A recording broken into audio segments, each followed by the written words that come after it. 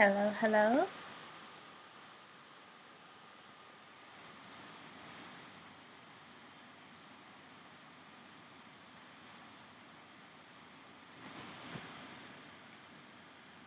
Can everybody hear me okay and see the presentation okay?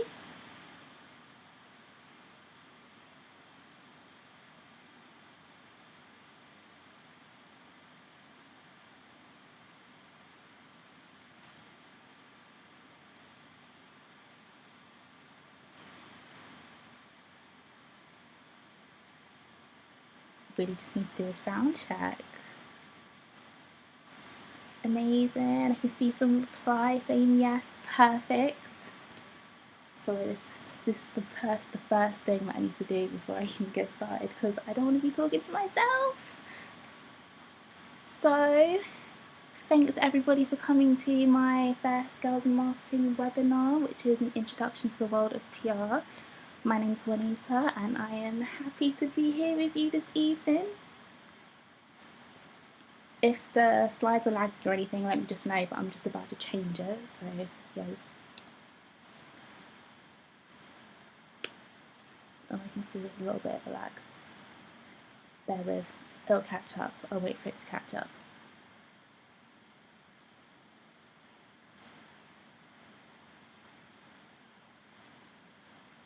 Will the slide change?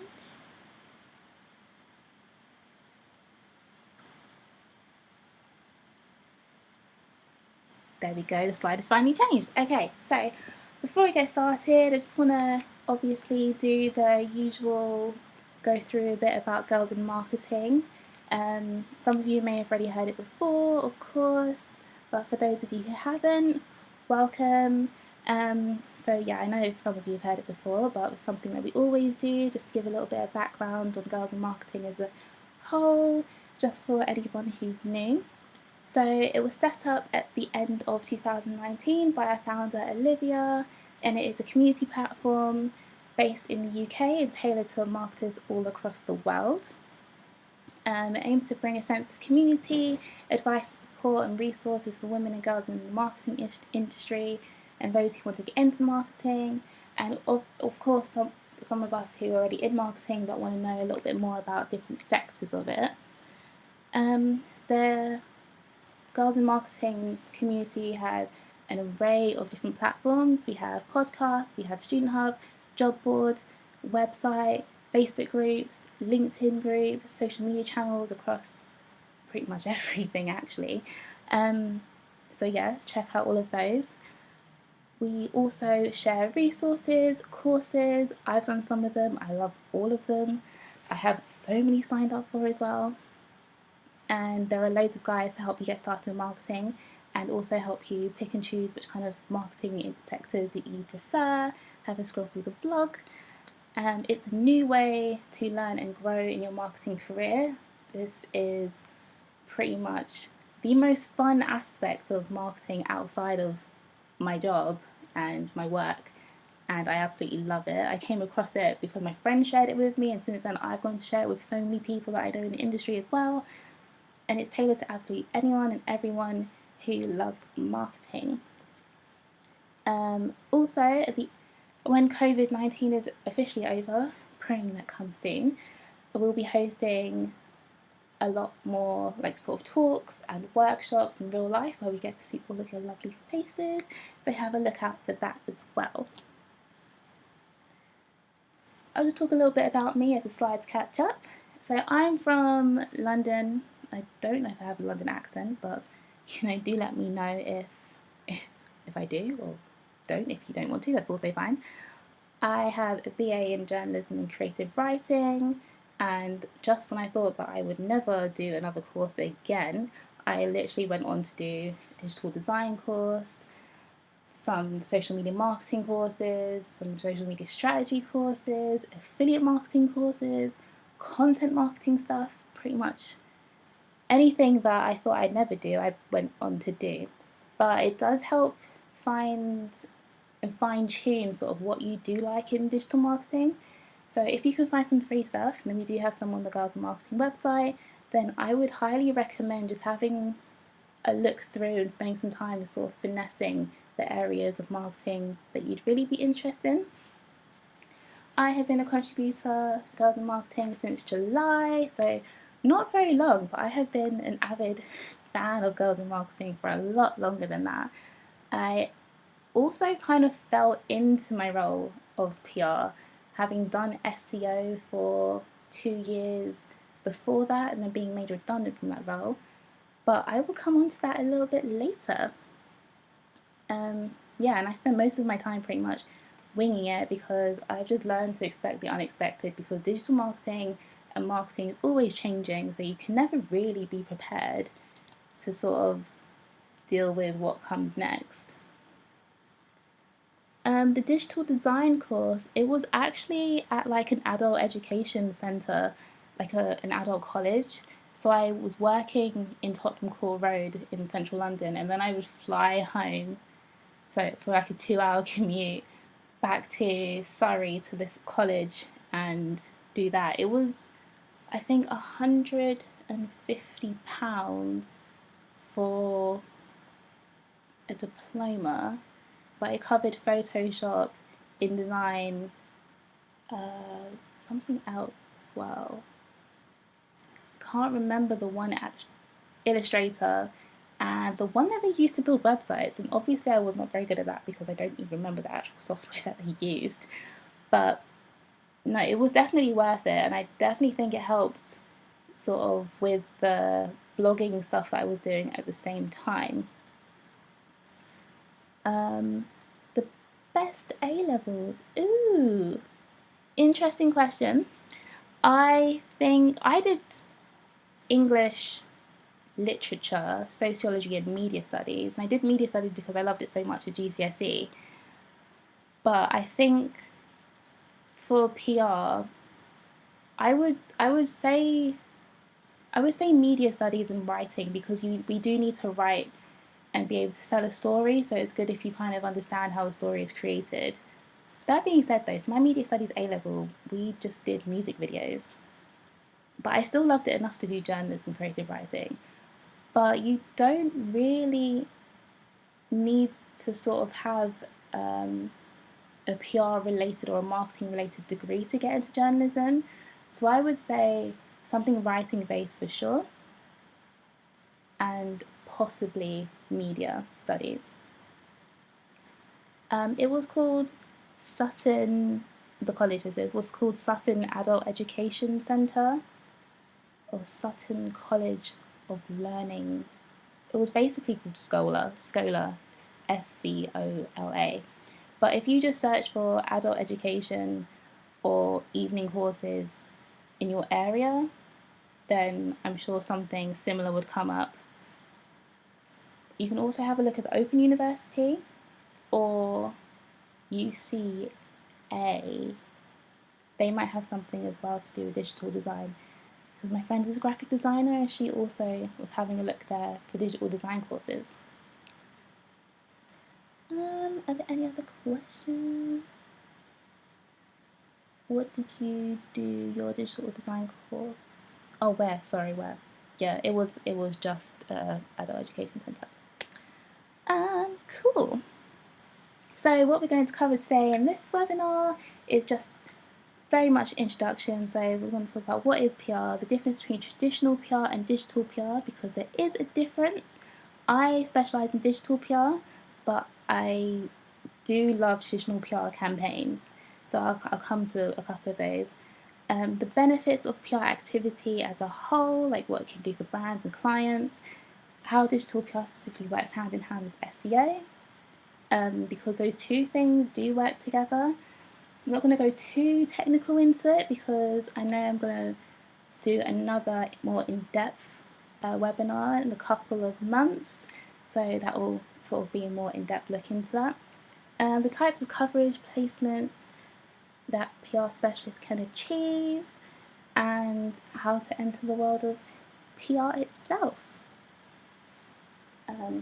Yeah, it's gonna be very much a chatty one. Do you need a related course for an internship?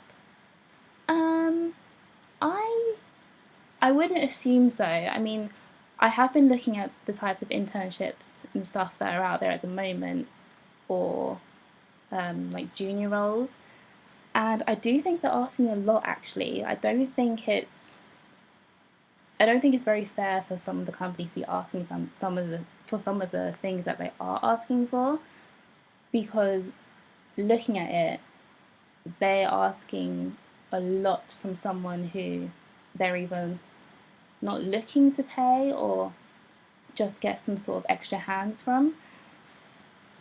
I don't I wouldn't say you need a related course. If you're showing you're eager to learn, you're willing to help, and you have relatable experience, for example, you have great content writing skills, or you know some social media, or you know a lot about the brand itself, or you know the types of publications that that brand should fit into. So, for example, if it's a pajama brand, then you're looking at like women's lifestyle magazines, or like the female section of the Daily Mail, for example. If it's a business brand, you're looking more at like high end broadsheet papers. So I think as long as you can prove that you have the general knowledge, I don't think you need a related course for an internship. I mean, out of curiosity, I did reach out to a couple people that are offering internships, and they generally just ask, what can you bring to the table, sort of thing. So yeah, as long as you can show relevance and willingness and a hell of a lot of personality. You need personality, and pretty much everyone knows that these days. It's more about you as a person more than your academic side of things. People are always chasing for experience, but it is a really big catch-22 situation where you need experience to get experience. It's just crazy. So I would definitely recommend starting a blog and maintaining a blog. That's how I got into this. I was doing SEO, and I was talking to a friend, I started a blog, and it was the interaction between me as a blogger and the PRs on the other side that really sort of drew me into, I want to be on the other side talking to the bloggers and the journalists and all that stuff. So yeah, I mean, when I was doing blogging, Paper Chase actually was one of the few places that was offering like an internship for 2 weeks. So I would definitely say start a blog and then go through sort of interacting with PRs on the other side. And you can follow a lot of them on Instagram and Twitter. Just reading a couple of questions. Do I need to do an internship for NPR after uni? I don't think you need to do a PR internship after uni. If you could do a placement through uni, that would be great. If you could do an internship in like your breaks, that would be awesome. Yeah, I will take questions at the end. I was just catching up with some of them. So what is PR? So according to the Public Relations Society of America, public relations is a strategic communication process that builds mutually beneficial relationships between organisations and their publics. It's a mouthful. So I broke it down. To me, PR specialists are creative storytellers. We strategically build a positive narrative about a brand, around a brand, and we sell it as a story to journalists, writers, freelancers, anyone that sort of can benefit from the information. So that would be the brand and client, the journalist who also has KPIs, and the reader who's interested in the story, / brand or products. So yeah, I mean, if you get a placement in the Daily Mail, you get the Daily Mail journalists, they get to hit their KPI, and then also the readers that read it will hopefully redirect to the website. It plays a key part in generating consumer interest around the brands and around their product offering. And it's common for PR to be referred to as earned media because you earn the feature with compelling story and relevance to the journalist and the sort of the news cycle as a whole. And it consists of various methods from content marketing, you've got your traditional digital PR, your big campaigns, your product placement. So if you're looking through like BuzzStream, BuzzFeed, you would literally be seeing sort of like the best swimming costumes, for example, and ranking it. That would be a product placement. Reactive PR and newsjacking, which is when you see an interesting story, then you can try and get your client's input into the story quickly. And crisis management, so if you have some bad press, because not all press is good press, then you can deal with that as well. I love PR for so many reasons, and there are so many aspects of it, and someone always needs some type of PR. And whether you want to freelance or you want to work across multiple brands, an agency, or you want to work in-house at one specific brand, there are so many things that you can do and so many ways that you can implement your own PR. You get your work featured, you get to see it, and there's nothing more thrilling for me personally than sort of seeing my coverage come through, because then the brand's happy, the journalist is happy, I'm happy. There are loads of people to learn from in this industry and you can grow from, and some of the best friends I have ever I've made while working in my PR roles across the various different agencies, and I would not change it for the world. You learn and develop various skills, so many skills I can't even count, and it's creative, it's fun, there's so much you can do with it, so much you can sort of take away from it. And even if you want to do something different after many years, you can. There are so many skills that you take away from PR. I just can't even get into it, but I will get into it. So here are a couple of examples of campaigns that I love. So the first one, Barbie's listed her Malibu dream house, was an Airbnb campaign. It was more of a traditional campaign, and it was literally Airbnb creating the Barbie Malibu dream house that you can literally go and rent and stay in, and it was everywhere. I saw it one morning on Twitter, and then by like the afternoon it was literally everywhere. There's another Barbie one as well. I think Barbie's been doing really well at the moment, and this was new dolls with no hair and vitiligo. And it, from when Barbie was just sort of like one Barbie doll for every single person, now they're making every single Barbie doll for every person, and I just think that's like a really like nice, beautiful thing. Which apps drain your smartphone battery the most? That is more of a digital PR sort of campaign, and it looks in data how much people are spending on certain apps on their phones and which are absolutely killing them.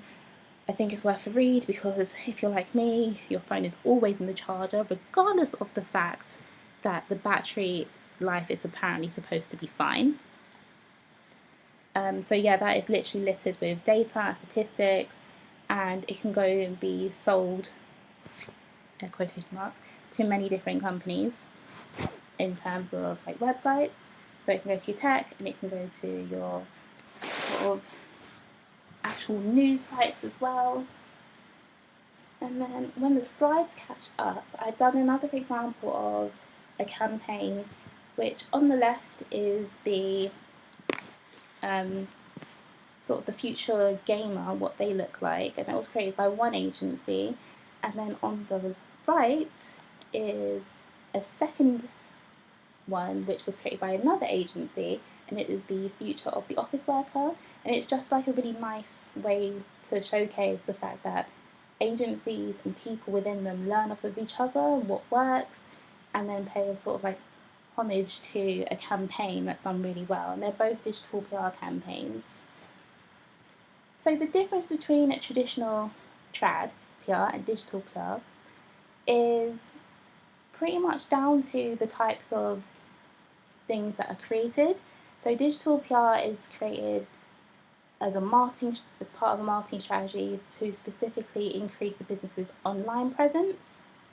And it's never been more important, especially at the current situation, because it's pretty much shut down everywhere. And most people are spending more time in their homes and online.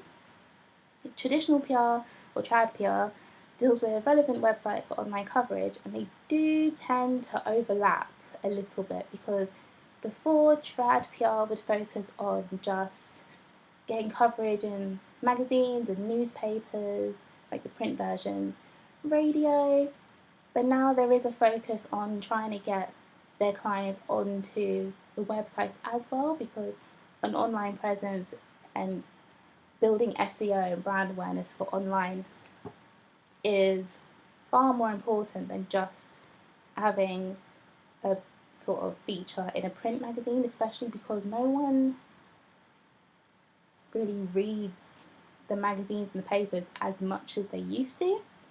And even myself, like I have a subscription to Vogue magazine, for example, and they're saying that I can read it as soon as it's out online, but I'm like, nah, I'll wait for the magazine. Actually, now, but I'll just read it online because it's easier, it's more convenient. So, yeah, the PR plays an integral part to a brand's growth and marketing strategy. It's as big as SEO and paid media, but it feeds into SEO if it's more digital. And it benefits a brand in so many ways. It helps develop their brand identity because people trust brands who have some personality. I mean, if you think of Innocent, if you scroll through Twitter, Innocent's Twitter, they have so much personality. Ben & Jerry's is currently being extremely sassy, and personally I love it, not just from a PR perspective, but also from like a consumer. It helps to raise brand awareness, especially useful for new brands and startup companies who may not have a voice at the moment, or market share in the sector. So if you're a new jewellery brand at the moment and you sort of specialise in gold for May, your biggest contender is going to be the likes of Missima, especially now that Links of London is closed. So yeah, Missima is huge. So digital PR and PR would help to raise a brand awareness for this new jewellery company and help build their sort of market share in the jewellery game alongside the bigger people. It creates a positive brand image, especially when you need to do crisis management when brands get it wrong, and they do get it wrong, whether it's like a disgruntled employee or just something that doesn't seem fitting for the time. It increases traffic to the website with people looking for more products and information, and it helps generate leads and sales through product-led PR especially, and improves ranking for purchase-driven keywords when you're focusing on an SEO point of view. So, PR plus SEO tends to be a client's dream. Although the client may not always understand SEO, you can sort of explain PR to them and help them understand the bare foundations and bare basics of SEO from that point of view. When SEO feeds into the back end of a digital PR campaign, it becomes the perfect combination to help bolster the organic rankings, increase brand awareness, and increase traffic. You can't really see that bottom line, but I'd always recommend to, when I'm like strategizing for a campaign, to use SEO to steer the direction of the campaign, to use like specifically targeted keywords, utilize digital PR to gain coverage in the form of brand mentions and backlinks to the pages on a brand's website. Follow links drive the most SEO value, like no one can argue with that at all, but no follow links do have SEO value, which most digital PR people end up screaming about, because a lot of people tend to think that because it's a no follow, it doesn't provide any SEO value, but it does. does. And a healthy backlink profile has a mix of follow links and no follow links. And brand mentions are also really useful for association between the client and the actual brand itself and their product offering. Ultimately, you improve brand authority, DA, presence and visibility with digital PR and PR as a whole. So it has its uses. Don't let anybody tell you otherwise. So the types of coverage you can achieve tend to... Oops, flicking back and forth. Hold on a second. Get there. There we go. No, it's going to go back again. Okay, one more time. There we go. So the types of coverage can range from articles to listicles and exclusives. So articles, you can send a journalist a story and they can feature just a fraction of what you send them, or it can become the foundation of the actual article itself. So I pitched the top 10 most it was the top 10 ranking degrees and how much you could earn from them to Cosmo, and it formed the whole basis of their idea.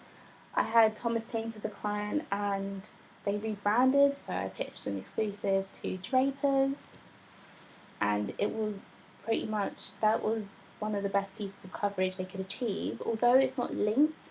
Because Drapers is a fashion website, that is exactly where they needed to be for the rebrand.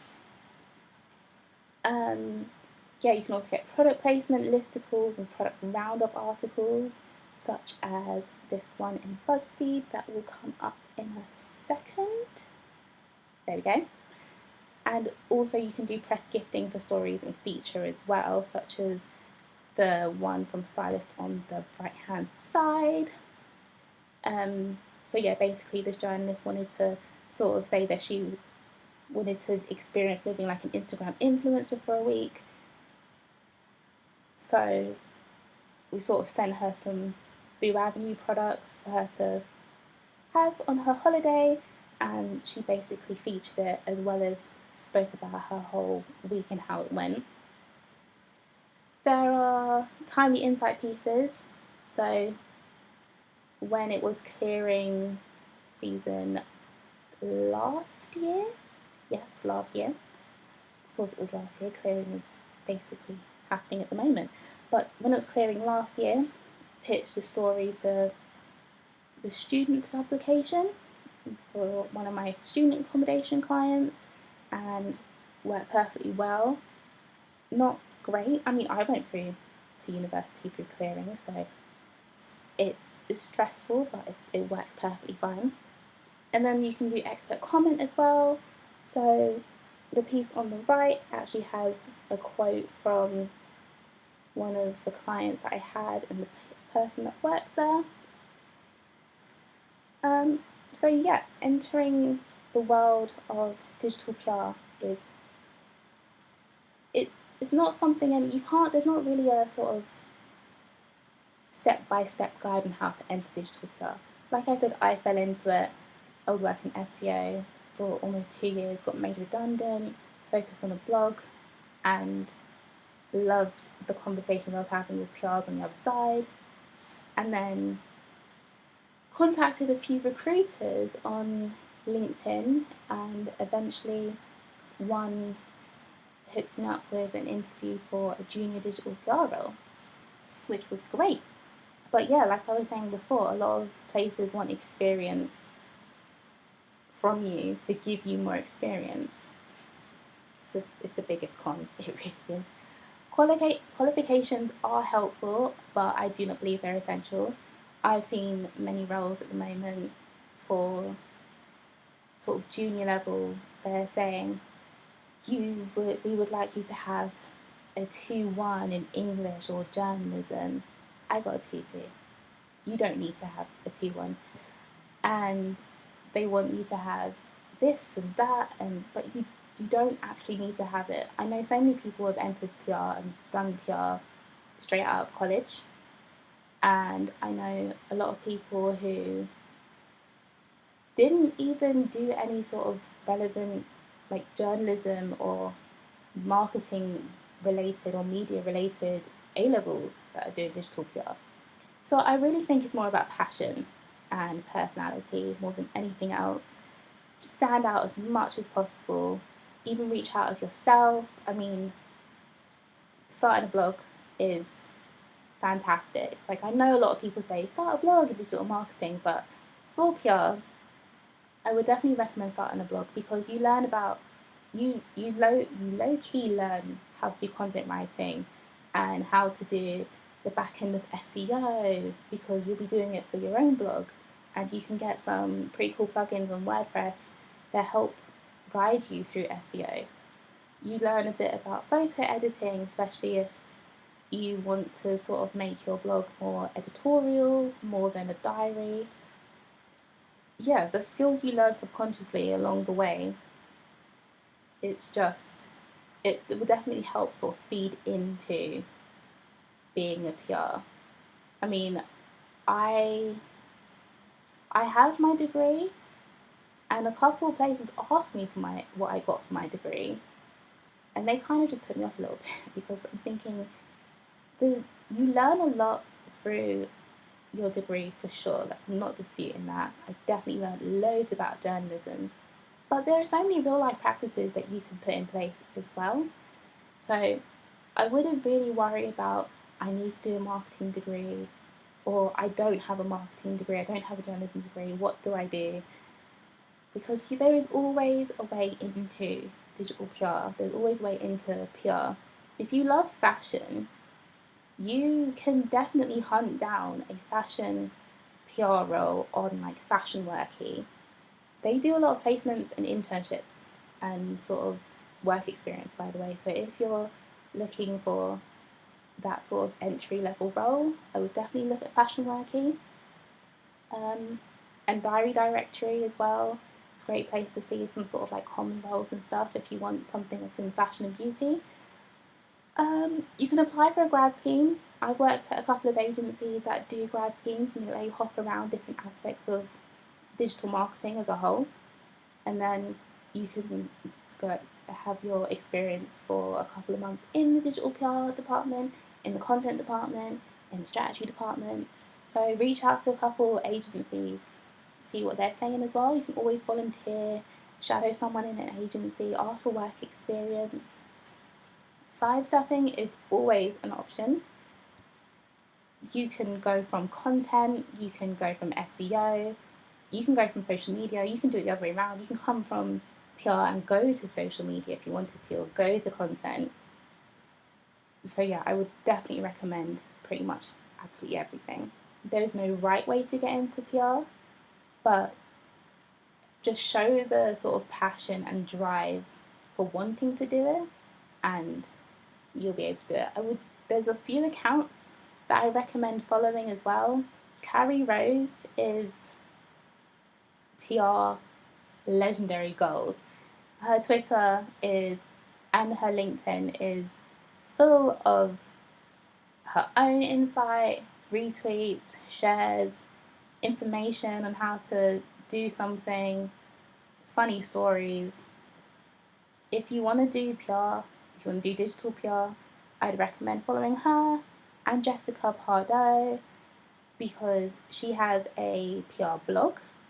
So she shares insight from PR stories. She talks about her own experiences. The Relatable PR is an Instagram and a Twitter account which highlights the funny side of some of the more aggravating and stressful sort of side of PR. It's not a walk in the park. You do have to work hard, but it is extremely rewarding. But we all have that moment where we go, "Oh my gosh, I really want to strangle this journalist." But we never say it out loud. We think it in our head. We might tell a friend, but we never really say it out loud. But the Relatable PR says everything out loud. If you're on TikTok, I'd highly recommend following Louise She is an absolute joker. She's also on LinkedIn. I can share her LinkedIn. Pretty much doing the same thing as Relatable PR, but in real life aspects because it's TikTok. Essentially, online is another digital PR Instagram that I've come across recently. There are loads of agencies as well I recommend following if you're on Twitter. Well, I'm sure you're all on Twitter. Kaizen, Rise at 7, which is Carrie's agency that she's co-founded. JBH, the content agency. Are just 3 of them. Ira, which is AIRA.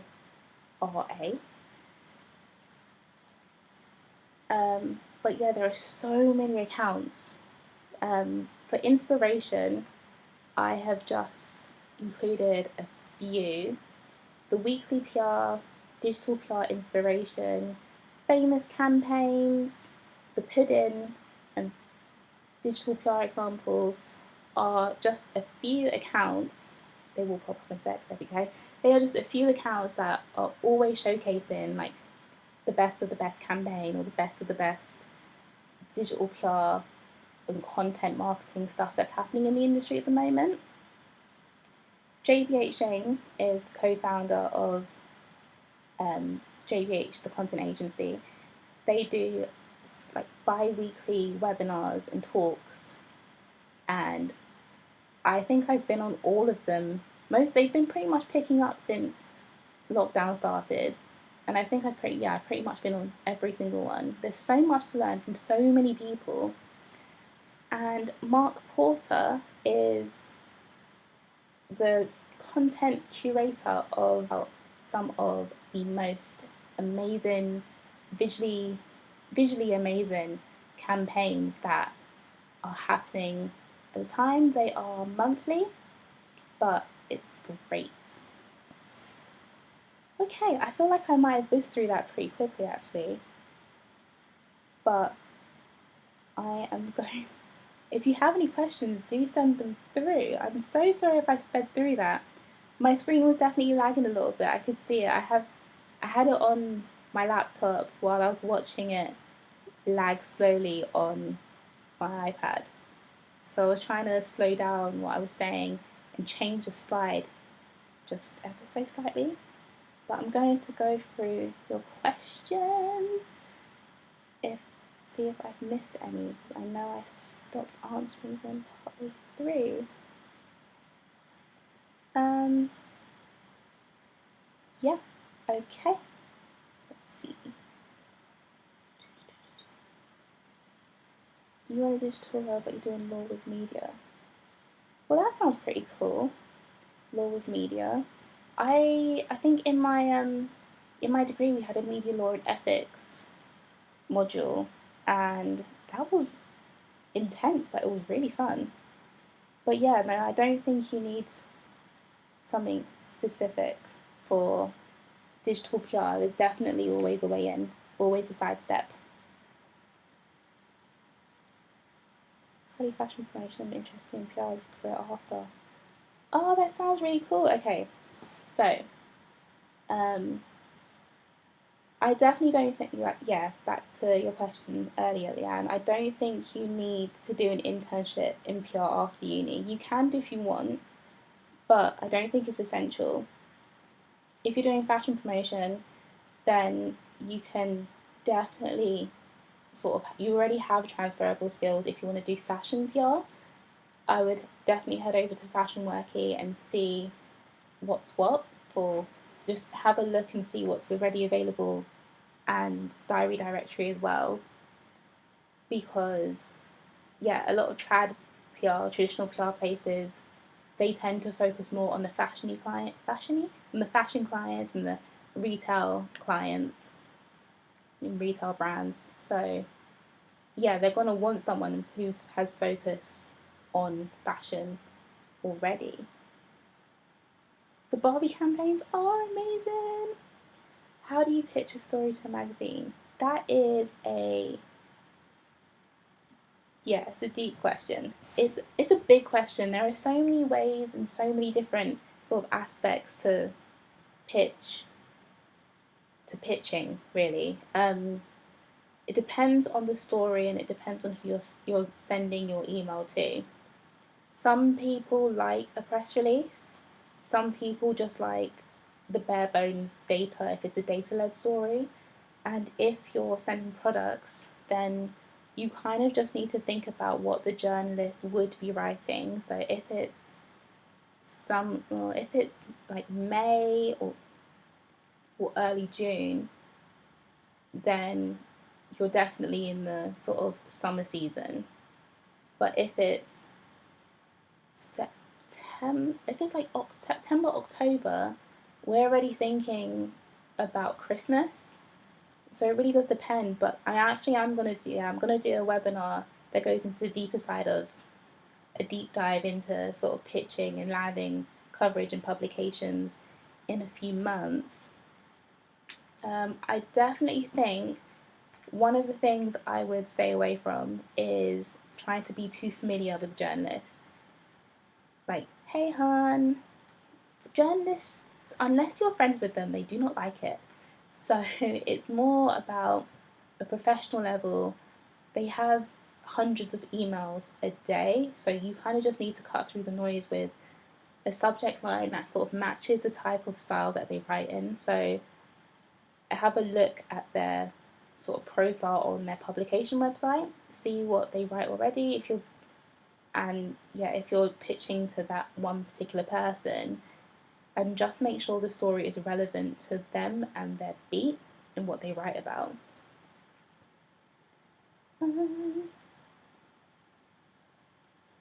Oh yeah, there was definitely a screen lag. I'm really sorry if there was a screen lag. It was up and down for a moment. Like one time it was okay, but then the next time it was just a little bit slow. Should you charge when your articles are being published on blogs or magazines? When you say should you charge, do you mean as a journalist or as the PR?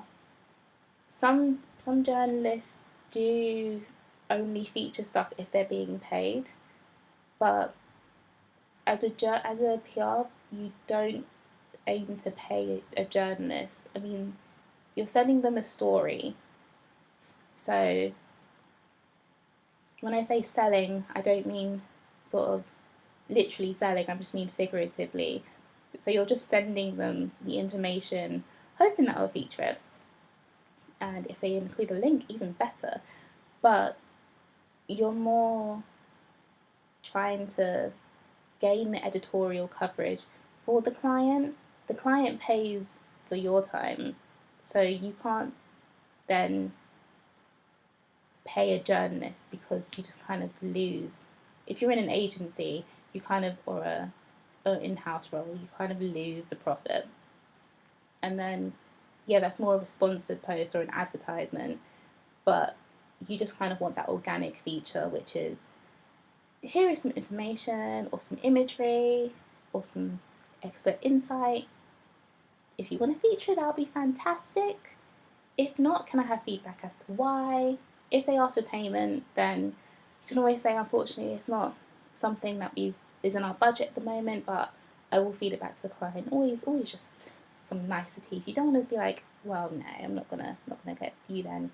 Always keep them in the back burner, because sometimes sometimes journalists, they say that they want payment, but they do feature other things, so it's always good to just keep that in mind.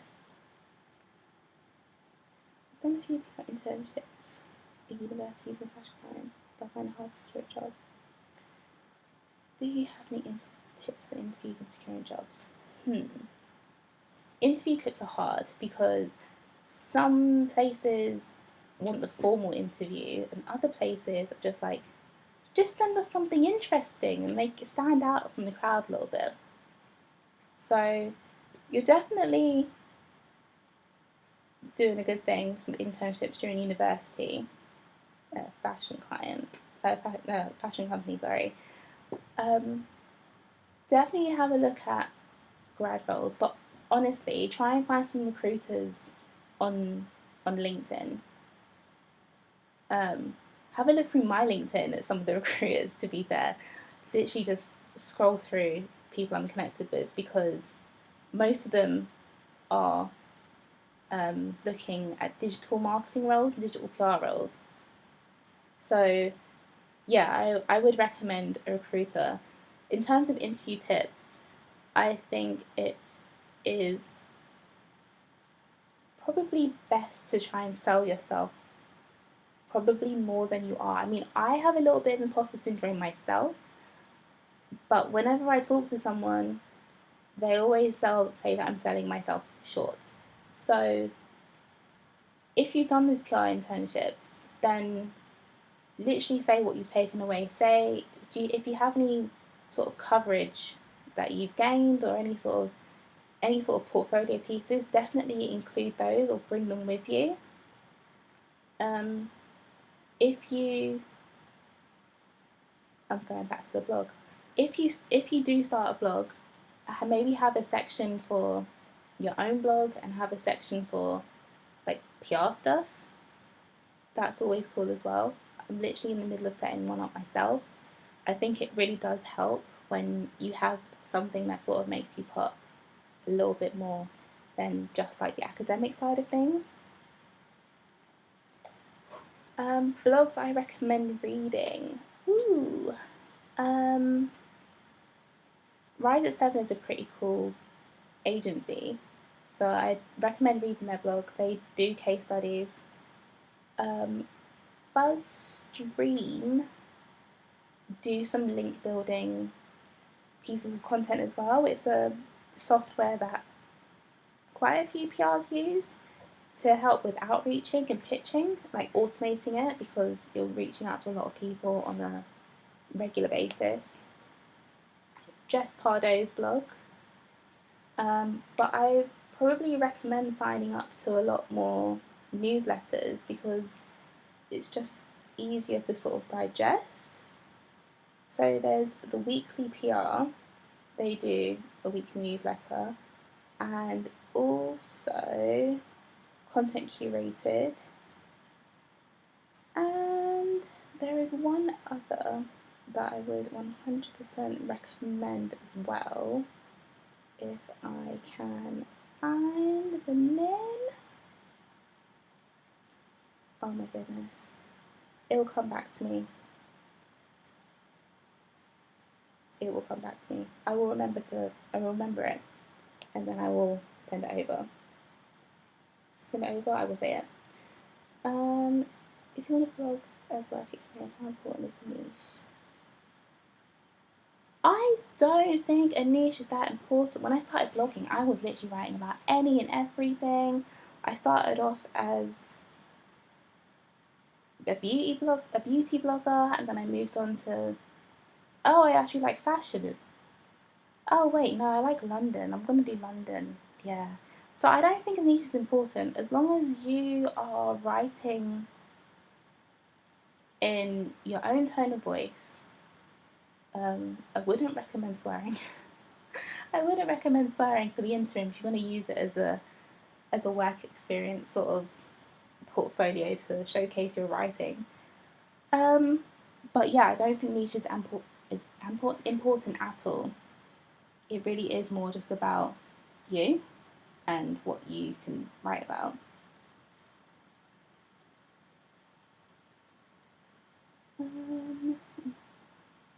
Would you say grad scheme is beneficial? A grad scheme isn't hugely beneficial if you don't want to do it.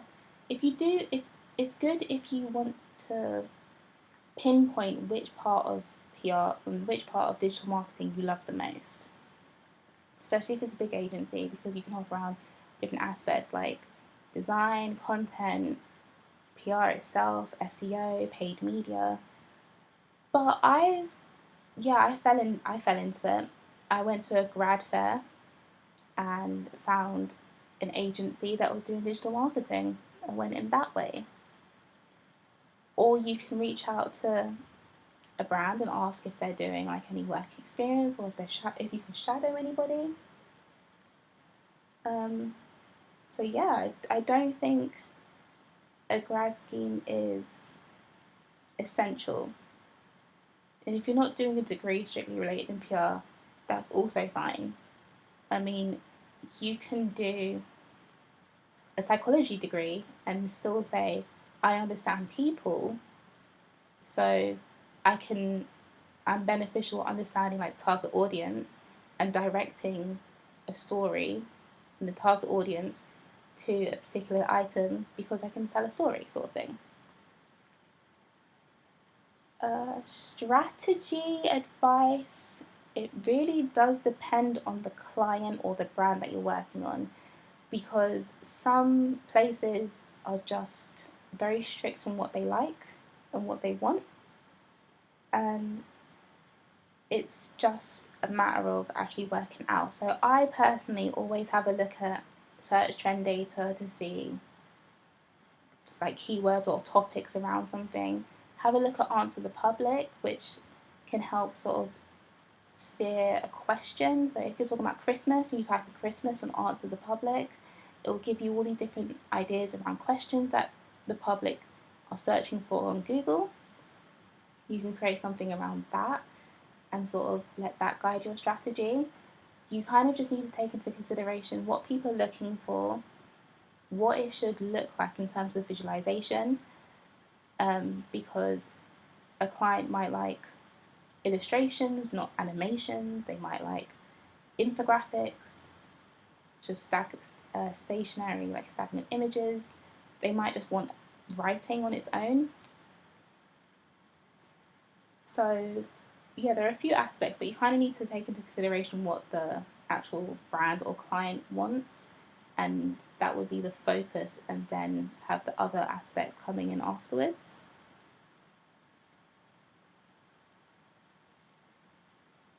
How I got noticed as a blogger. So, interesting actually. How did I get noticed as a blogger? So I was blogging for a while, and then I actually did sign up to Diary Directory. I did pay for the services. It will let you see all the events and stuff, and it will give you all the PR people's contact details.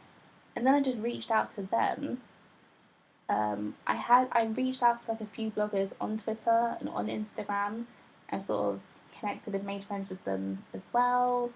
And then would meet up with them and we would go to events together at lunch or something.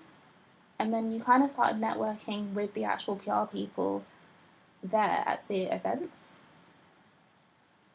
And then, yeah, I think one day I just emailed one of them and was like, I really want to get into PR. And she said, oh, we can do an internship for work experience for 2 weeks.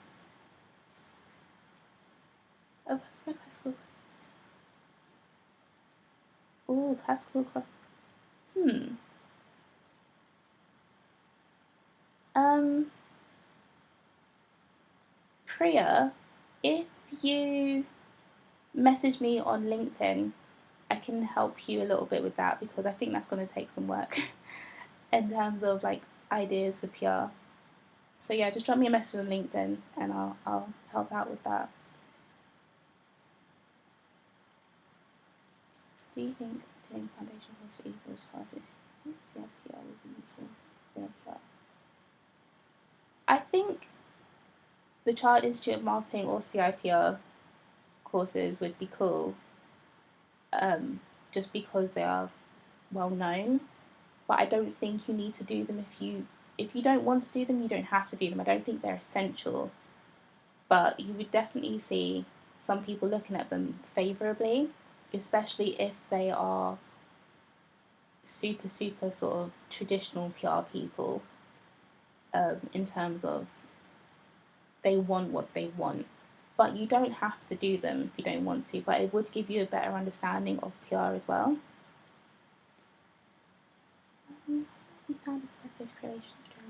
So creating a relationship with journalists in 2020 is hard. 2019 was also hard, but it is more about sort of interacting with them on a regular basis, like you would with your friends on Twitter or Instagram, for example.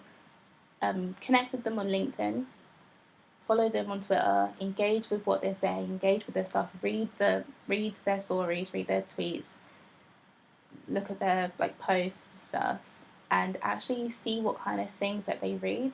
If you send them things that are regular and perfectly in line with the type of things that they write about, that would be the most beneficial thing you can do, because you don't want to send them things that aren't going to be engaging for them, because journalists have to write, like, I think it's like 15 articles, it was 15 articles a day, so they don't really have time to be filtering through. But if you're sending them regular things that they would definitely love, and you're engaging with them, you're getting your name in their eyes a lot, because they'll be looking at the notifications. So if you send them things that are relevant to them, and you're talking to them a lot and engaging with them, then they're going to be more likely to open your emails and feature your stuff than they would to feature someone else's. How did you grow your blog? I definitely think it is consistency. Consistency is one of the hardest things, especially if you're doing a bunch of other stuff at the same time. But if you're blogging for you because you want to do it, then you can just write about anything. Write about a mix of stuff. Write about what makes you happy, write about the stuff that you enjoy, and write about the stuff that you love. Keep it consistent. Try and add some images. Of course, you could get free images off of stock websites like Unsplash. If you take your own photos, that will also showcase your like photography skills. But yeah, just consistently write and keep it going, even if it's hard. Just sort of don't stop, because once you fall into a sort of lull, it's really difficult to get yourself back out.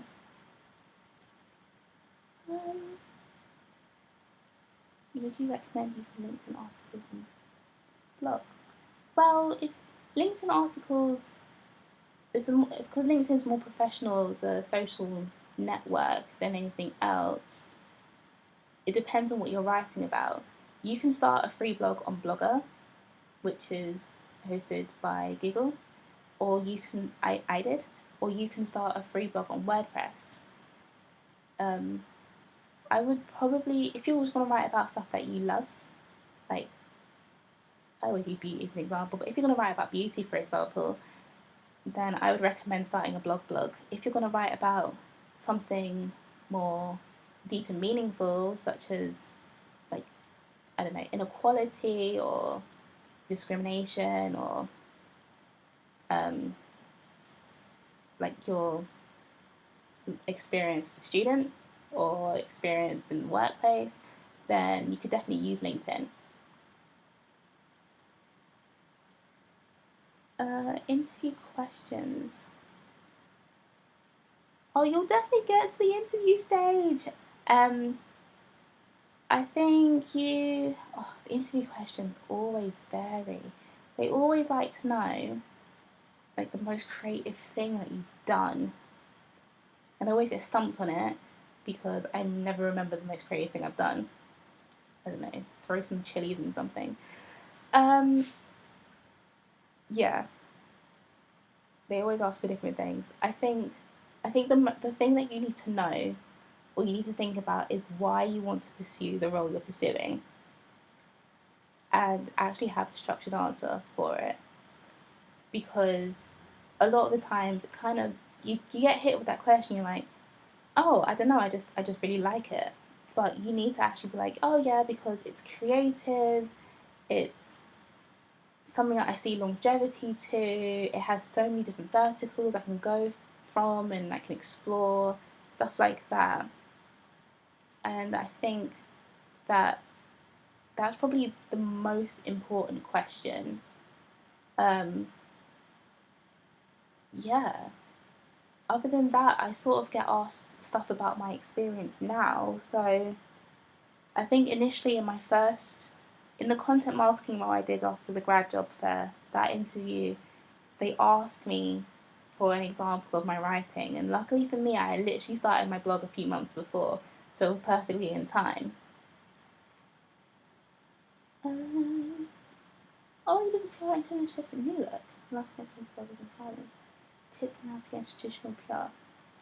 Tips on how to get into traditional PR. I would definitely look at Fashion Worky, especially if you've done an internship with New Look. Yeah, that's just super helpful. I would look at agencies like Emerge and see what they're doing, and reach out to a couple of the people that work there on LinkedIn. I think that's most important.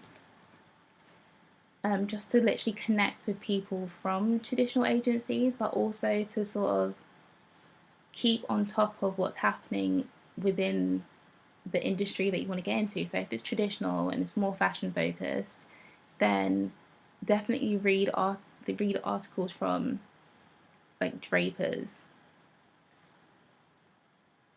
Yeah, and definitely look at Diary Directory, because they tend to have more traditional roles on there as well. Look at comms roles. I would definitely try and build up a little bit of an Instagram following as well, because the more trad places tend to look at you holistically, like your experience, your knowledge, what you can bring to the table. And if you're looking at a certain brand, then they want to see that you can sort of almost become a brand ambassador itself. Ooh.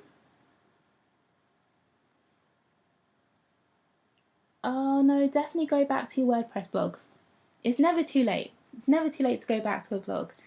It's difficult to get out of the lull, but your blog has already got content on it, so I would definitely go back to it.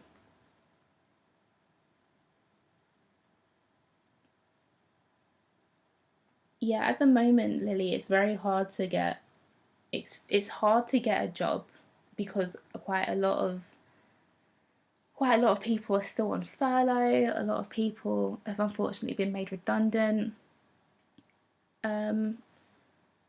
I would literally say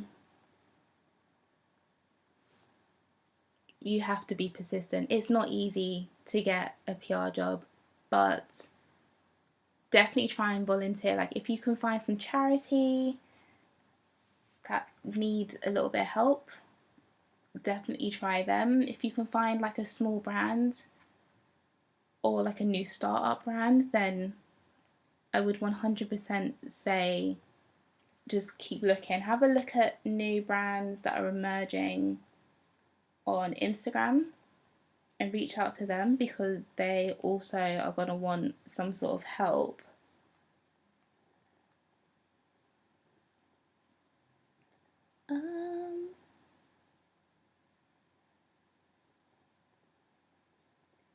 I will, if you're looking for, I can go through my LinkedIn. So anyone who's looking for sort of like experience or recruiters or like a sort of way in, drop me a message and I will send you a list of recruiters. I'll send you a list of websites.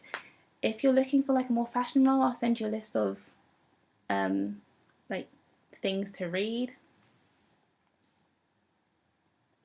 The name of the automated PR pitching software is called BuzzStream.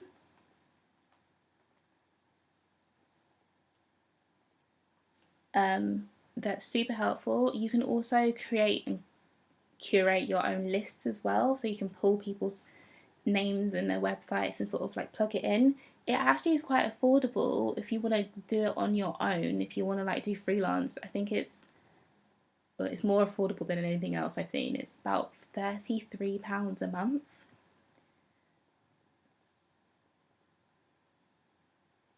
Yes, work in progress. Esther knows. That was the one I couldn't remember the name of, but it was going to come to me, but I've just seen it. Fantastic. Okay. I think I've covered absolutely everything. I hope that I've covered everything. For the few of you that have remained, thanks so much for staying and hearing all the answers to the questions. You have all been absolutely amazing. Yeah, I'm gonna log off now, or rather stop the webinar. But I hope that you all have a lovely evening, and thanks so much.